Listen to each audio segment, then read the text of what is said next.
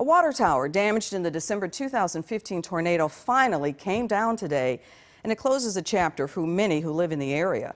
Just before 2 this afternoon, that tower tumbled right there after standing slightly askance since the day after Christmas more than a year ago. Fox 4's Alex Boyer was there, and Alex, you talked to some people who see this as a way to move forward. Yeah, absolutely, Clarissa. A lot of people have a lot of different emotions when it comes to this water tower. Check it out. The 750,000-gallon water tower was drained days after the tornado damaged it. For many people, the metal structure served as a beacon of hope, an example, they say, of the will to survive. But for others, the water tower was a constant reminder of a time they rather forget. This is a pretty big day for lots of people here in Rowlett. In a matter of hours, Lucy Cordell saw the view from her backyard drastically change. I joke and I say it's our yard art. And whenever people are looking for our house, I'm like, just look for the water tower. It's right in our backyard.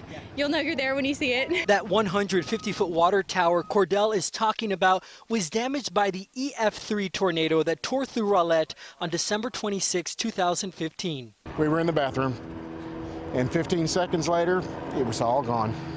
That's all it took. Scott Carpenter has since rebuilt his home. He's one of several residents who came out to see the 30-year-old water tower get torn down.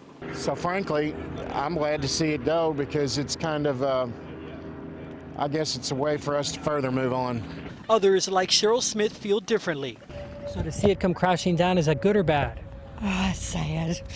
Smith and her 2 neighbors watched as crews removed the front legs.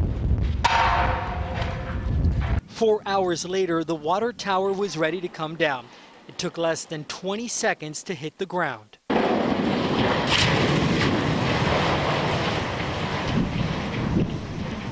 And just like that, a piece of Rowlett history was gone. It took my breath away. And could you tell what those feelings meant? Sort of panic from the noise and the ground shaking and sad. And they're done for the day, but crews will spend the next few days taking this water tower apart. The city manager tells me that pieces of this structure are going to be preserved, and Clarice says that they're going to be used in future public art installations across the city. Back to you. All right, Alex, thanks.